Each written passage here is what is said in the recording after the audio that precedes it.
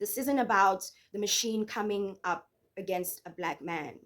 This is an idiot who fumbled opportunities that seldom come the way of black men through his own voluntary behavior. If you don't subscribe, you will be smacked down by the Lord. Hello, everybody. Welcome back to my channel. My name is Uhari, and this is my channel where I talk about anything that catches my interest. Usually, at least one person is willing to sit down and hear my opinion, and that in itself is a huge blessing. Okay, so today I am going to be talking about Mr. Shannon Sharpe, a man who I found out is like a ex-basketball, football player. I don't know. To me, he's just the man who interviewed Cat Williams that one time. Well, I mean, we ain't even got. I'm not fueled by alcohol. I've had a sip, less than you. The truth don't need motivation. I'm just saying I can't let these dudes lie. Cedric's sitting here telling you why he ain't a movie star. He over here look like a walrus. You didn't say nothing. He can't even get his arms off his stomach sitting over here. Why I'm not a movie star. What? You know, that interview that just really made 2024 what it was. And then we didn't get anything for 2025 and everything's just been shit. But yes, we are going to be talking about Shannon Sharpe, most well known to me for his podcast Club Shay Shay. So Shannon Sharpe is a 57-year-old man whose life is going down the drain because he is a glutton. He is somebody who is most likely a sex addict, and he has very little self-control. Why did the T leave that?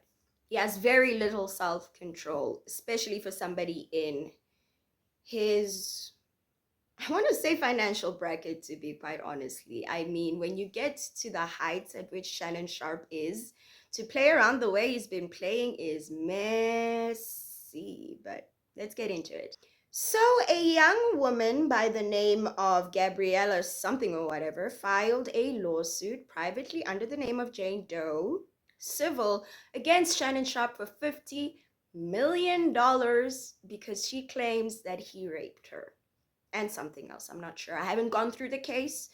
I'm admittedly rather ignorant about the fine details. If you want that, you can go to another channel. I'm not a news channel. I'm just here to talk about the situation and what I think is interesting about it.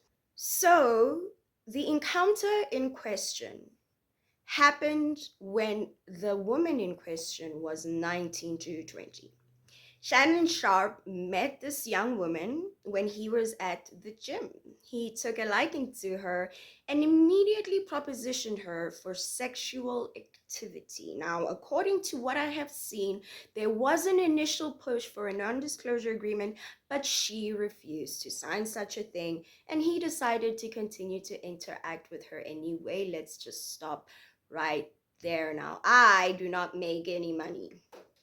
But if I had the kind of money that Shannon Sharpe has, sweetheart, if you are going into the car with me, you are signing an NDA. Everywhere I go, there's a signal jammer. You can't do shit with your phone. You get into the house, it beeps. Put that motherfucker in the fucking corner. You're not doing this shit to me. No. But as this rich, uber successful black man, I'm gonna get to the black manness of it. He really decided to place himself in this position that we are talking about right now, where he is now being extorted for $50 million because he decided to let this young woman, barely legal, right? Shannon Sharpe seems to be the type of person who watches barely legal porn, and it's if you are 57 and you are attracted to people who are still teenagers but are legally consenting teenagers, and these are all younger than the children that you've had, young enough to be a grandchild to you, you decide that those are the people that you are sexually attracted to, it says so much. So Shannon Sharpe decided that he was going to let this young woman into his life without the social equivalent of a condom for people in his financial bracket, an NDA. Fine, he didn't do that. Now, the young woman in question is an OnlyFans model, so she is a sex worker.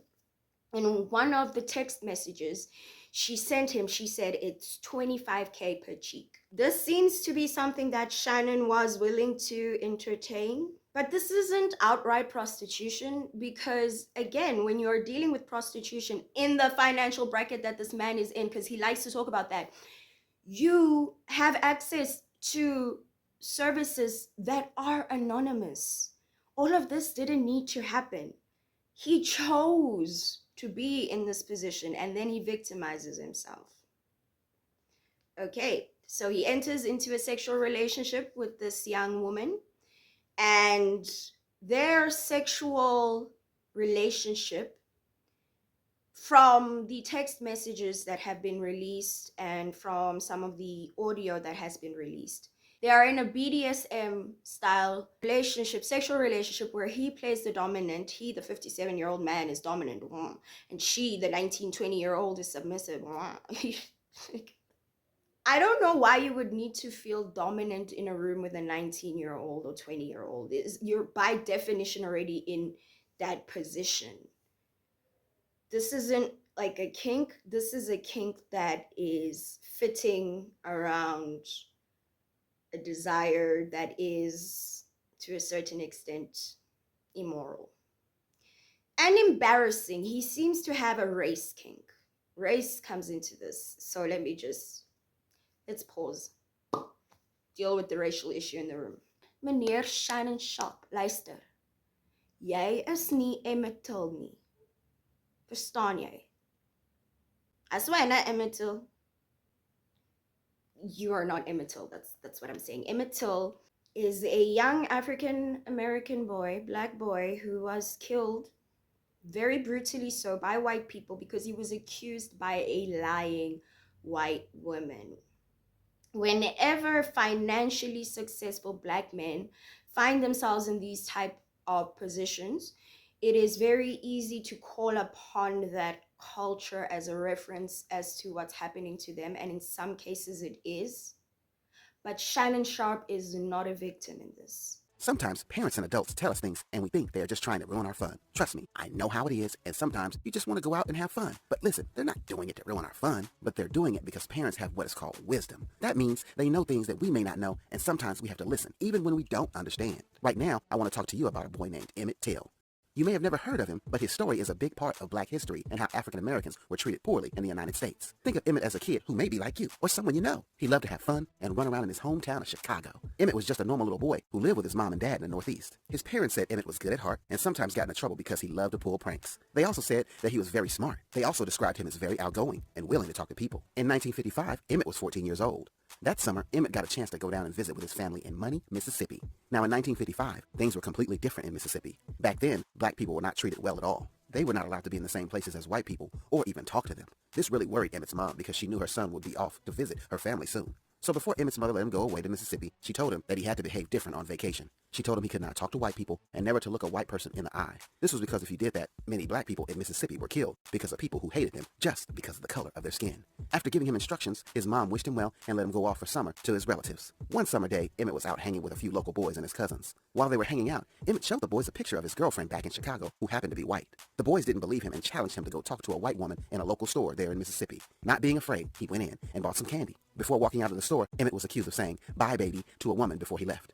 A few days later, the woman's husband and her brother kidnapped Emitt. They beat him really bad. They also wanted to punish him for looking at a white woman, so they hurt his eyes before they killed him and threw him in the Tallahassee River. This isn't about the machine coming up against a black man. This is an idiot who fumbled opportunities that seldom come the way of black men through his own voluntary behavior. There's a thing called victim blaming in society, and a lot of times it is not victim blaming, it is assigning accountability to the victim to say that, but you really did go out of your way to put yourself in a situation where you could be easily victimized. For example, if I, as a South African woman, decide that I am going to leave the house at night in the dark in some form-fitting clothing that reveals a lot of skin, and I walk alone,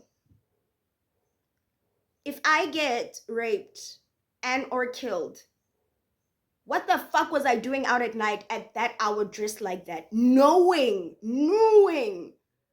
what it's like in this country, knowing what women face in broad daylight? Why would I go and put myself in that position? Is it okay if I get raped or killed in a scenario like that? Absolutely not. Is it statistically probable? Yes. So why would I put myself in that position? When it happens with anything to women, it can feel like an attack. Like, nah, man, don't blame the victim.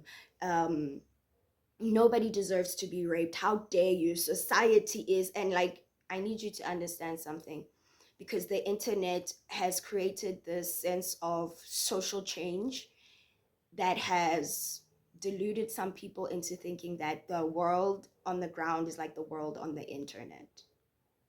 It is not. People who found that out are Americans. They believed themselves to be so liberated and free and had a black president, and they thought everything was okay, but the repercussions of that have been disastrous, because the social evolution is not reflected by what you see on social media or anywhere else. It may seem like, oh wow, we've made so many strides for gay people, and then you go out into the real world and those strides haven't filtered to the extent that you want. So if you think that using a slogan and hashtagging is going to change the reality that women face in the world in countries like South Africa, you're wrong. Sometimes you have to adapt to predators. I carry pepper spray wherever I go the second I leave the yard, and even when I'm sitting in my yard. And we have barbed wire around my house. Still, I don't feel safe. We were broken into a bunch of times before we got the barbed wire. We had to adapt. The world I'm living in now isn't the world that I grew up with, and it's because of political issues. A bunch of greedy niggas keep eating the money, and that's just the reality of it. What do we do with reality? We adapt. So Shannon Sharpe now wants to play the race card. This is a shakedown. I'm going to be open, transparent, and defend myself because this isn't right. This is all being orchestrated by Tony Busby, who has targeted Jay-Z. Tony Busby targets black men, and I believe he's going to release a 30-second clip of a sex tape that tries to make me look guilty and play into every stereotype you could possibly imagine. Oh, this is an atrocity. This is what they do. They come for strong black men and debate. When you've been alive almost 3 times the age of the person that, well, twice. Well, he's almost 60 and she's 20, so there's like 3 of him and her. 3 of her and him. They did all of that, and then apparently at some point it wasn't consensual. So Shannon Sharpe releases a video and he victimizes himself, and the black community, let me just say, I've been very impressed by the reaction that I've seen from a couple of black male YouTube commentary channels. I know with O'Shea, Duke Jackson, and Abba and Preach, I have appreciated their commentary as far as it goes to, this is not you being a victim because you're a black man, and we're not about to do that. You're a victim because you're dumb. I talk about, in my previous video, watch it, about Amy Schumer, I talk about how white women can get away with so much because they're white women, and they can play the victim role really, really well because of how much the patriarchy and Western imperialism infantilized women in order to keep them completely submissive. And so with women today, one of the ways in which we learned to navigate the patriarchy, not just today, wherever, was to play the role of wounded bird, to really look fragile so that Well, I'm just a small little woman. I couldn't do anything. I can't hit a man. What are you talking about? I can't hurt a man. I'm just a itty bitty little woman. Protect me. If you're gonna underestimate me, then you damn sure I'm gonna use your underestimating. Damn sure I'm gonna use your underestimating me to my advantage. That's what evolution is about. You adapt and then you use whatever tools you have. So if I'm a 19, 20-year-old and I'm looking around at all this money and I've got this smart device that can record everything, and I know if I set this up perfectly, I can have sufficient evidence, I'm made. I'm golden. And she is made and she is golden because she was offered $10 million of hush money. And her lawyer rejected it. If you reject 10 million, you are fucking confident. You are fucking confident in the evidence that you have. You really are, because Tony Bugsby comes across to a lot of people like an ambulance chaser because he takes on these high-profile celebrity cases. He, for example, was involved with suing Jay-Z. Tony Bugsby looks like an ambulance chaser. So when the ambulance chaser looks at $10 million and goes, we're turning it down, oh boy, do they have him. Now here's where a lot of people lose Gabby as far as the victim goes. They go, okay, but why go civil? If he really raped you, why didn't you go to the police? Why do it this way? Why are you trying to extort him? Why are you trying to get money? As a survivor of rape, and as somebody who did not pursue any criminal charges or anything like that, I can tell you that the criminal justice system is not something that a rape victim is essentially excited to turn to. When you've been raped, you have to prove it. And the process of going through all of that is so mentally draining that a lot of us are just like,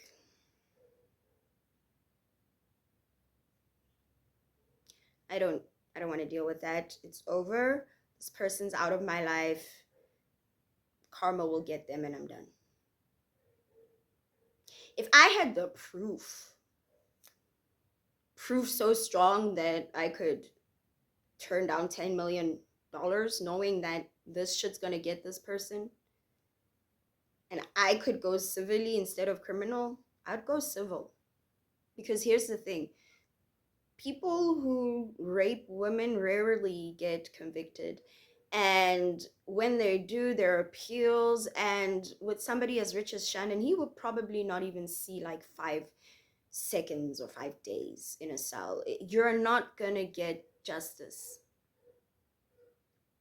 But if I could get a bag of money, pay for my therapy, I gotta do that shit myself. Take myself somewhere. Just really process this. Take a vacation. I fucking deserve it. This person did something that they shouldn't have done. And them sitting in jail, if the choice is sending him to jail or $50 million, I'm going $50 million every single time. I don't give a shit what anybody says. If I can prove it and I can get money, that's the way I'm going. Then there's but if you do that, he's just gonna keep raping other women and you gotta speak up, and fuck a sisterhood. Fuck the sisterhood, and fuck putting the responsibility of stopping rapists on us, the victims. And then blaming us for the people who come after us. No. We didn't do this. We didn't ask for our lives to be changed in this manner. And how we want to deal with it is how we want to deal with it, as long as we don't do it in an antisocial and illegal way, aka killing them ourselves or doing other things that we think about doing that we wish could happen to them with broomsticks, and where we would like those broomsticks to go and how hard we would. I say all of this to say that get it, girl. Get the fucking bag. This man deserves to be drained of his money for nothing other than being stupid. Stupid. That age in life, you're gonna let horniness sabotage you? She has a voicemail of him talking about how he wants to choke the shit out of her. I don't know. Anything I say, you're just gonna like get mad at, and you're just gonna hang up on me. So I feel like I'm not gonna hang up on you. Here's what it is. what? What does that even mean? Nothing, Gabby. You want to be a dick to me now, so. I don't want to be. Don't manipulate me. Oh, Lord have mercy. If you say that one more time, I'm gonna choke the shit out of you when I see you. And then she says, I don't want to be choked. And he says, yes, you do. The voice call itself doesn't sound sexual in nature. But given the dynamic that they have, it could easily be argued that it is.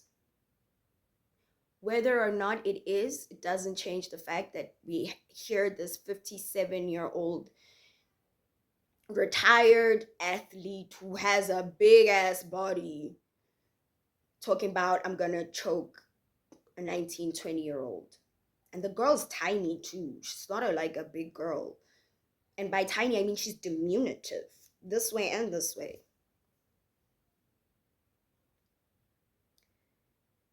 The details of the incident itself come down to her saying that he put it in a place they hadn't agreed upon, and he did it without a condom. She has texts of her saying she was crying after the encounter, that she didn't want that. Like, the digital footprint is real. And that's the last point I want to touch on. These older people, and by older I mean pre-millennials have not adapted to the world that they are living in. Pre-millennials were the people who were scared about having tracking devices put in COVID vaccines because they read this on Facebook, the app on their phone that is stealing their information and selling to third parties, including their location. You don't know the world you're living in. But here's the thing about millennials to Gen Z to Alpha. This is our playground. Y'all used to go outside. This is our outside. We grew up on this shit. Every other iteration of it, we adapt like that. We were bred for the world that we live in. Not a lot of people have the awareness to the extent that we really are just naked in this world on the internet, and that when you use it, there is a piece of your soul that you sign away. But the world has become such that you can't participate unless you agree on the terms and services. Almost every app on your phone is selling your data, your information. It's recording your conversations when you don't even want them recorded. They have permission to things, and a lot of people just take that kind of shit for granted. So Shannon Sharpe is here having phone calls when really, I believe that a millennial is more likely not to do that because they know where we're at with this technology. You're not safe and it's not private. And if you want to live dirty, you gotta learn how to live dirty. It's like if you want to get away with murder in 2025, you have to have some form of intelligence or live in a country that has a very, very poor police force. And you can probably get away with shit that you wouldn't get away with in other countries like the United States. Because of like the FBI and all of that. And like, send this. And like, I saw this thing where they were able to do a sketch based off of somebody's blood sample. This was like years before this video. They were able to produce a composite sketch that looked like the person who committed the crime, and they did this off of the person's blood. You pre-millennials are not ready. You're not ready for this world. So if you want to do dirty, then up your game. Welcome to the world as it is. Buy barbed wire and still sit with your pepper spray outside with the barbed wire in your yard, and have an alarm system that has outside beams and inside beams, because that's the world you live in. And if you're gonna stay here, no alarm system, no barbed wire, no pepper spray, no nothing, because that's the world you grew up in, while you're robbed and you're fucked. Okay, everybody. Thank you so much for watching this video. It was all over the place. I haven't made a video in a long time.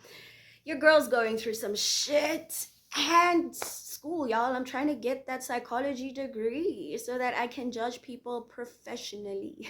If you enjoyed this video, please like, comment, subscribe, or share. Please turn on the notification button if you are subscribed to me, so that you can always get a little ding when I do upload. Thank you for spending your time with me. Oh, and if you want to email me, my email is in the description. Okay, guys. Thank you, and bye.